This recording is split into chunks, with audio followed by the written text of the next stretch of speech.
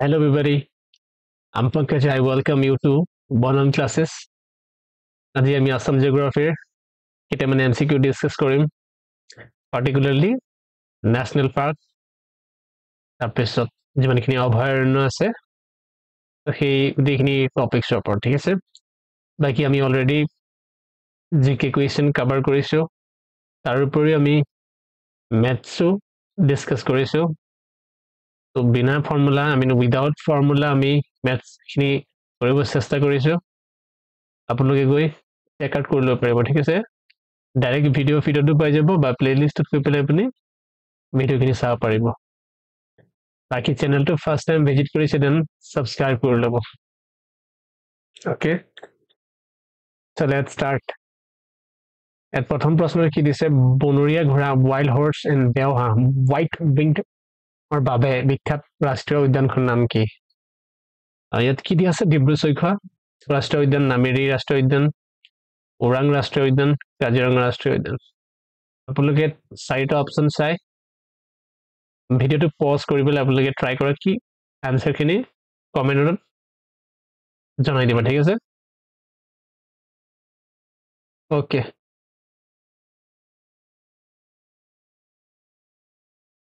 ইয়াৰ correct answer কি হ'ব ডিব্ৰু চৈখোৱা ৰাষ্ট্ৰীয় উদ্যান ঠিক আছে option A is the correct answer particularly কি বনৰীয়া ঘোঁৰা ইংলিছত চাব গ'লে কি ওয়াইল্ড হৰ্স তাৰপিছত কি হোৱাইট উইংড দেওহাঁহ বাবে বিখ্যাত ৰাষ্ট্ৰীয় উদ্যানখন কি হ'ব ডিব্ৰু চৈখোৱা ৰাষ্ট্ৰীয় উদ্যান যদি আমি চাওঁ ডিব্ৰু চৈখোৱা ৰাষ্ট্ৰীয় উদ্যানৰ লোকেশনটো ক'ত আছে তিনিচুকীয়া ডিব্ৰুগড়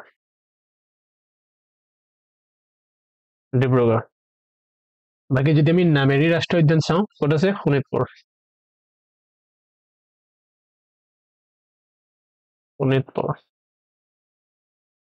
আৰু ওৰাং ৰাষ্ট্ৰীয় উদ্যান ক'ত আছে দৰং আৰু শোণিতপুৰৰ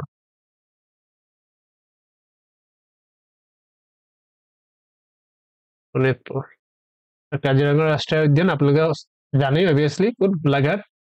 শোণিতপুৰ আৰু নগাঁও মানে এইটো stretch up to three particular district Golaghat Sonitpur আৰু নগাঁও ওকে এইটো মোষ্ট ইম্পৰ্টেণ্ট না দেওহাঁহ ইয়াৰ ওপৰত কুৱেশ্যন আহে ওকে এইটো কুৱেশ্যন কি দিছে কি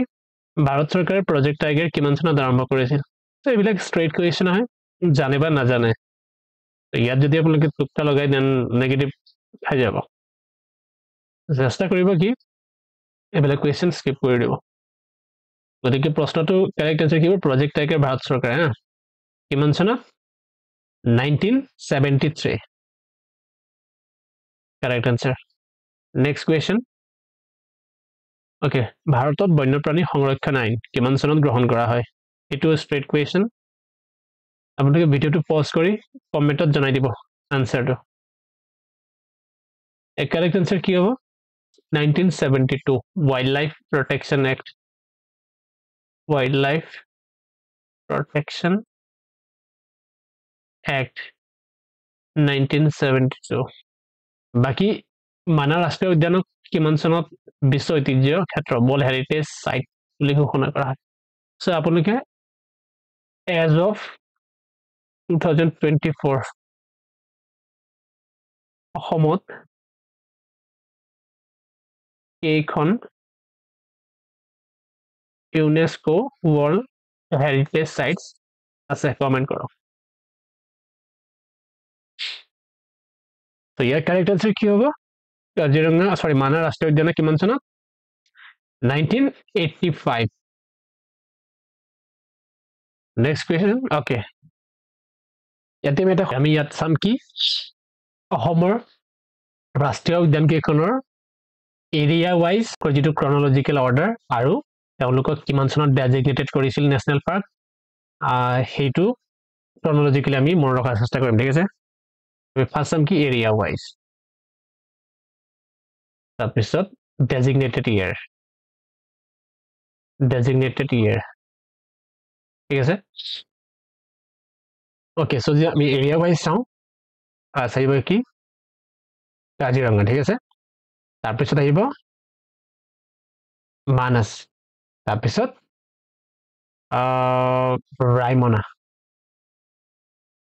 তাৰপিছত আহিব দিহিং পাটকাই না ডিব্ৰু চৈখোৱা তাৰপিছত আহিব দিহিং পাটকাইটো অনলি পাটকাই লিখিছে ঠিক আছে তাৰপিছত নামেৰি দেন কি আহিব ওৰাং ওকে কেইখনো সাতখনো জানো তিনিখন তিনি চাৰি সাত যদি আমি ডেজিগনেটেড ইয়াৰ হিচাপে চাওঁ প্ৰথম আহিব কি কাজিৰঙা তাৰপিছত আহিব ওৰাং তাৰপিছত আহিব মানস তাৰপিছত আহিব নামেৰি তাৰপিছত আহিব ডিব্ৰু চৈখোৱা দেন আহিব ৰাইমনা তাৰপিছত দিহিং পাটকাইক মই পাটকাই লিখিছো পিএটি পাটকাই ওকে শুনক এতিয়া আমি এই গোটেইকেইখন national park area wise designated ইয়াৰ হিচাপে কেনেদৰে মনত ৰাখিম ইয়াত ফাৰ্ষ্ট যদি আমি চাওঁ এক ছেকেণ্ড মই পেনটো চেঞ্জ কৰি লৈছো ইয়াত কি আহিছে ঠিক আছে ইয়াত আহিছে এম ইয়াত আহিছে আৰ ইয়াত আহিছে ডি ইয়াত আহিছে পি এন অ' মই চাম কি কামৰ কে এম আৰ কামৰ ডি পি ডিপাৰ্টমেণ্ট এন অ' মানে কি নাম্বাৰ কামৰ ডিপাৰ্টমেণ্ট নাম্বাৰ ছাপ'জ আপুনি কোনো এটা ডিপাৰ্টমেণ্টত কাম কৰি আছে চ' ডিপাৰ্টমেণ্টৰ নাম্বাৰটো জাষ্ট ৰেফাৰেঞ্চ চাই মনত ৰাখিবৰ কাৰণে কামৰ department number K M R কামৰ D P department N O' number okay আমি যদি ডেজিগনেটেড ইয়াৰ হিচাপে চাওঁ কাজিৰঙা কিমান চনত ডেজিগনেট কৰা আছিল 1974 নে 1974 তাৰপিছত ওৰাঙক কি 1985 অ'কে তাৰপিছত মানসক যদি চাওঁ মানসক কিমান চনত 1990 তাৰপিছত নামেৰিক 1998 অ'কে তাৰপিছত ডিব্ৰু চৈখোৱাক 1999 ৰাইমনাকটো ৰিচেণ্টলি কৰা হৈছিল 2021 পাটকাইকো 2021 চ' ইয়াৰ ডিফাৰেঞ্চটো কি আছে এটা হ'ল 9 জুন তাৰিখে এটা হ'ল 15 জুন তাৰিখে ঠিক আছে এক 9 জুন ইয়াক 15 জুন তো ইয়াৰ পৰা মই কে লৈ আহিলো কে ইয়াৰ পৰা অ ইয়াৰ পৰা এম ইয়াৰ পৰা ডি ইয়াৰ পৰা আৰ পি ঠিক আছে মই ইয়াক কি দিলো কে অ' এম কম এইটো মোৰ এন ডি যে আছে ঠিক আছে এন ডিক মই ছাপ'জ এম ডি লৈছো বাট মই জানো এন হ'ব এম ডি চিষ্টেমত লৈ লৈছো ঠিক আছে যাতে মই ৰাখিব পাৰোঁ আৰ পি আপোনালোকে যদি পাবজি খেলিছে আৰ পি বুলি এটা বস্তু আছে জানে ঠিক আছে নাজানিলে আপোনালোকে কি আৰ পি বুলি মনত ৰাখক কম এম ডি আৰ পি ঠিক আছে কম এম ডি আৰ পি কম আছে ঠিক আছে কম এম ডি আৰ পি বা এন আছে না কিন্তু এম বুলি জাষ্ট আপুনি বস্তু মিলাবৰ কাৰণে এম ইউজ কৰক বাট এনে আছে মানে আপুনি এনেকৈ মনত ৰাখিলে যদি আপুনি কম এন ডি আৰ পি বুলিও ৰাখে তেনেহ'লেও মনত থাকি যাব জাষ্ট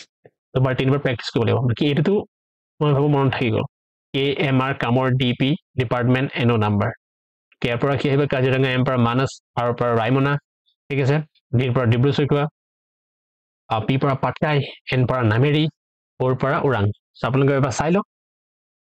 কেনেধৰণে বস্তুখিনি এৰেঞ্জমেণ্ট কৰা আছে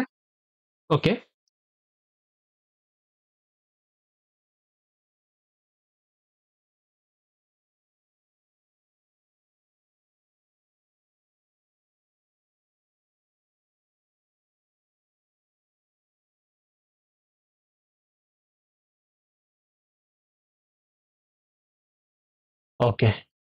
নেক্সট কুৱেশ্যন ইয়াত কি দিছে কি মানাহ ৰাষ্ট্ৰীয় উদ্যানৰ কিমান চনত জৈৱ মণ্ডল সংৰক্ষিত অঞ্চল বুলি ঘোষণা কৰা মানে বায়'স্ফিয়াৰ ৰিজাৰ্ভ অ'কে এইবিলাক ষ্ট্ৰেইট কুৱেশ্যন মই বাৰম্বাৰ কৈ আছোঁ এইবিলাক ষ্ট্ৰেইট কুৱেশ্যন আপোনালোকে এইখিনি কেনেধৰণে পাৰে মানে মনত ৰাখিব চেষ্টা কৰক কাৰণ খেলি মেলি হৈ যাব পাৰে গোটেইখিনি প্ৰেক্টিচ কৰিব লাগিব you have to keep practicing right now' option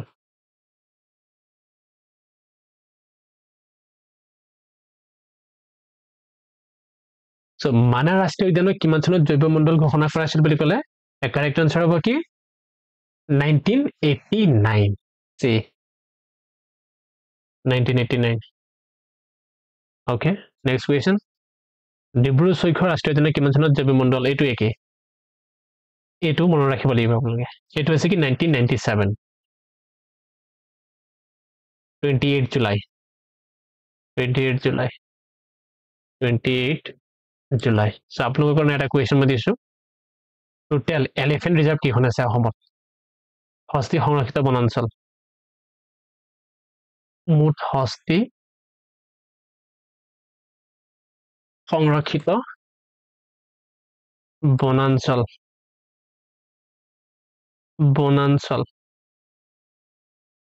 কিমান আছে কমেন্ট কৰক ঠিক আছে নেক্সট কুৱেশ্যন ভাৰতত হস্তি সংৰক্ষিত বনাঞ্চল কিমান চনত আৰম্ভ কৰা হয় ভাৰতত হস্তি সংৰক্ষিত বনাঞ্চল কিমান চনত আৰম্ভ কৰা 1992 সি 1992 okay next question so মই যেতিয়া কনসেপ্ট ভিডিও আনিম টপিক ওয়াইজ অসমৰ জিওগ্ৰাফি যেটো ন্যাশনাল পাৰ্ক হক বাকি যিমানখিনি টপিক আছে না তাত মই আপোনালোকক মনত ৰখাব চেষ্টা কৰিম তাত মই কিছুমান টেকনিক জনাই দিম হেতু ইউজ কৰি আপোনালোকে 1992 আপোনালোকে মনত ৰাখিব পাৰিব ঠিক আছে বাট এটো এমসিকিউ হয় ইয়াত মই বেছি এক্সপ্লেইন নকৰো বেছি এক্সপ্লেইন কৰিলে ভিডিওটো বহুত দীঘলীয়া হৈ যাব ঠিক আছে তাৰ কাৰণে আপোনালোকে চেনেলটো এতিয়া সাবস্ক্ৰাইব কৰি লব এনে ধৰণে কৈ দিম যাতে মনত থাকি যাব একেবাৰে ওকে কাজিৰঙা কিমান চনত ৰাষ্ট্ৰীয় উদ্যান হিচাপে ঘোষণা কৰা হয় এটো মই অলপ আগত কলো 1970 কিমান 1974 মানাহ কিমান চনত ৰাষ্ট্ৰীয় উদ্যান হিচাপে ঘোষণা কৰা হয় মানাহ এটা বলে কমেন্ট জনাওক মই অলপ আগত দেখাই দিছিল ইয়াত